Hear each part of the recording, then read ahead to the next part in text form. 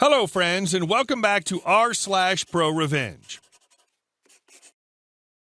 We begin our video with a story about the most important customer on Earth, a customer without whom any place would go bankrupt. But before we begin, don't forget to subscribe to our channel if you're new here and turn on notifications so you don't miss a new video every single day. Here we go.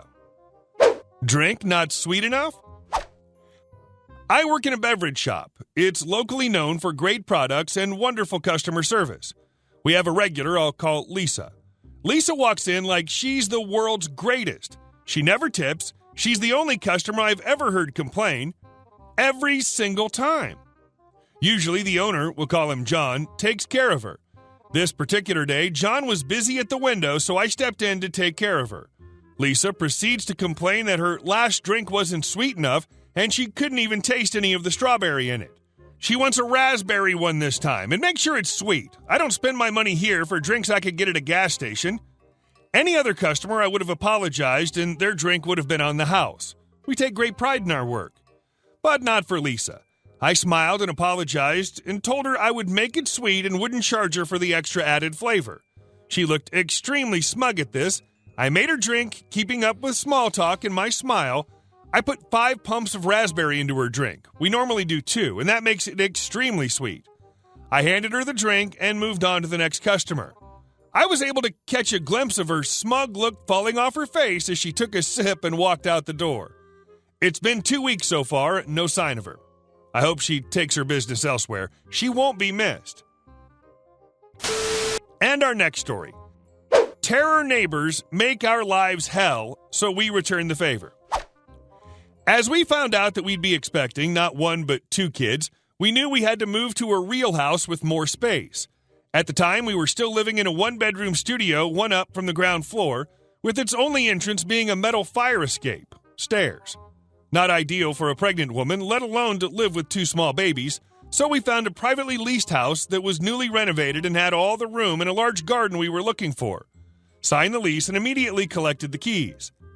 As the owner drove off, the woman next door comes up to me, immediately demanding we not make noise before noon as her boyfriend works nights and sleeps in, and a whole bunch of other do's and don'ts. So right off the bat, knew trouble incoming. As the house was fully renovated and not much had to be done, we were like, don't poke the bear. We'll do the things that make noise after noon. We moved in after 2 weeks, and the whole street was warm and welcoming. My wife was almost due giving birth to my twin daughters, and some offered to help with anything we needed. Real kind people. They also told us about our neighbors. Nobody likes them. He was a big bully and got into arguments with everybody. Also, we're known as radio pirates, as in illegal broadcasting on radio with all Dutch bangers. This music is just terror on your ears, possibly used on terrorists on black sites, which went alongside them partying Thursday through Sunday till 5 in the morning. Loud music, constant yelling, always drunken, etc. Really something to look forward to when moving in. Certainly with 2 babies on the way. The partying began immediately, full blast. Real classy for someone demanding to be quiet when D-Bag needs his beauty sleep. Then one day, my father-in-law came to put new grass in. He has his trailer parked at the back of our houses, which is a public space. Not according to him, though. Nope, that exact spot where the trailer, full with grass sod, quite heavy stuff was parked, was his spot, and we had to move the trailer. Not gonna happen. We went on working, and end of day comes, and my father-in-law wants to leave, hooks up the trailer, and bam, there was D-Bag telling him off, yelling it's his spot, and he better not do this again, or else. Mess with me all you want, I can handle it. But what you don't do is threaten my family. I ran outside and told him in no uncertain terms to back off or he'll be the sorry one. Total bluff on my side. Yes, I have that temper, but I'm not impressively built and have no hidden fighting skills. I do fight dirty. He backs off, father-in-law leaves, I go inside where I find my wife crying. She got scared of him maybe doing something to her father and or me, and this is something we don't need right now. Combined with hormones from being pregnant, and you can paint that picture. So I'm even more PO'd, but had to promise not to act on anything. I won't, dear. Not yet, anyway. Time went on without any real incident, and then came the time my wife goes into labor. Didn't go smooth and ended up having to deliver with C-section. We had to stay 3 nights, excruciating nights due to a lot of things. Finally, we get to go home. Family had put a giant sign in our front yard welcoming the babies. The sign was already up for a few days prior to coming home, so our friendly neighbors definitely knew about it. But did they give a flying F? No, they did not. From the first night on, they started to party and broad-blasted their terror music. They started at noon and continued until 5 or 6 in the morning. Classy. They also kept going for days, so it wasn't just Thursday through Sunday, it was all week long and the next. So we were broken, hardly slept. One of our daughters suffered from heavy cramps combined with all the noise, and her parents at the end of their wits, so she cried a lot. And then I just had it. I researched some things on radio pirates, the laws and regulations, and on his large 5-meter-plus antenna in his backyard, which wasn't legal in itself, but he used it to illegally broadcast on radio, which meant he had a lot of equipment to do so, which was even more illegal and can even get you jailed. But at the very least, they could seize it all and fine him big time, in the 10 to 45K area. Now, I didn't immediately turn him in, but instead we were looking for another house to lease first. This because I figured it wouldn't sit well with him and having a wife with 2 babies in the house alone during the day because I had to go to work. I hear you guys thinking, why not involve the police? Well, they're utterly useless in cases like this. We called once, and what they did disturbs me to this day. They rang at their doorbell and immediately started off by saying we called them about the noise complaints. Yes, you read that right. No protection whatsoever. Just blatantly told them we were the reason they're there, told them to keep it down, and that was it. They didn't even follow up with us or anything. As you can guess, D-Bag now was even more PO'd and told me the next day, or yelled over the fence that separates our backyards, that I really should not do that again. A threat, yet again, of which I told the police. I didn't report it the first time as I chalked it up to alpha male in heat of the moment, but without witnesses to corroborate, nothing could be done yet again. Some days later, I walked out the front door and he just stepped out of his car, came up to me demanding that I cut back some of our ivy that grew on our side of the fence because it tangled in with his big bud antenna. He would be gone for some hours and I could come into his garden and cut back the ivy that grew through it on their side. And then a light bulb went on above my head. I told him politely that I would do that immediately. Why? Because that gave me the opportunity to find out the make and model of this antenna, to ascertain its signal strength, where the cables go exactly, and what kind of cables they were.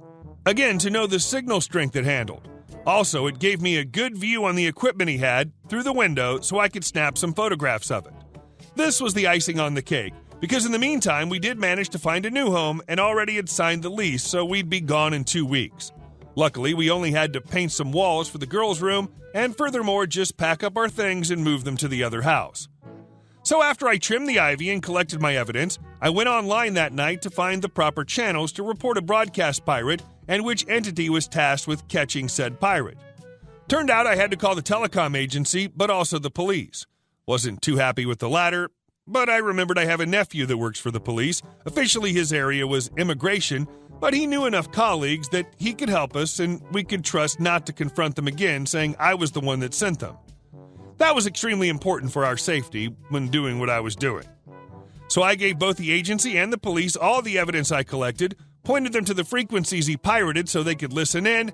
Then they started a neighborhood investigation, which wasn't really necessary, but this was to cover our butts and make it look like he got caught by accident because they had an active investigation in our area.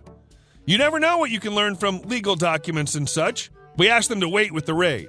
Yes, they raid pirates' houses, preferably in the early hours of the day because of his beauty sleep rendering him incapable of fleeing or hide evidence, etc. We moved 2 weeks later, and they raided him 2 days after we moved. All of his equipment, computers, radios, cell phones, and his car were seized. He left in cuffs. His wife/girlfriend did too, for making a big scene and trying to interfere. All of which was live reported to me by one of my ex-neighbors who were equally ecstatic about this. It turned out this wasn't the first time he got caught, but his third time. His car had no insurance on it, and his MOT failed. This would normally have been no big consequence because he didn't drive it while raided, but they had the guy surveilled for a week, and that definitely meant he was seen driving it while not having insurance and valid MOT. He was fined somewhere around 30k euros, went to jail for 12 weeks, and everything seized was destroyed except for the car. His girlfriend had to do 40-some hours community service. They had to sell the house, which made for very happy neighbors, as they too were over and done with them. Like I said, I do fight, but very dirty. Over a year later, when shopping groceries, I encountered them with the foulest of looks. If looks could kill, I'd be a smoldering heap of ash. But nothing more than that.